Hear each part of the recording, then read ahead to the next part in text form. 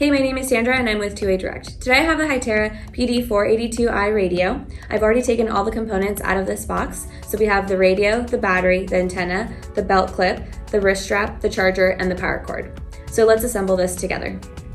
So I have the battery and the radio, and this one you'll want to slide up and click at the bottom.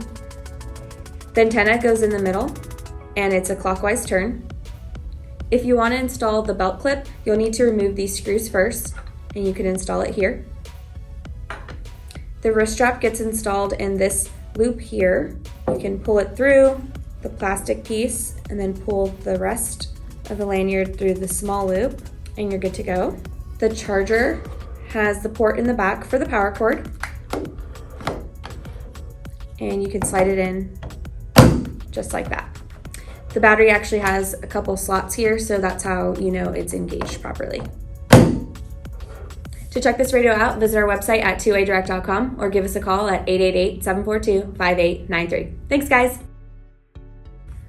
Don't forget to like and subscribe.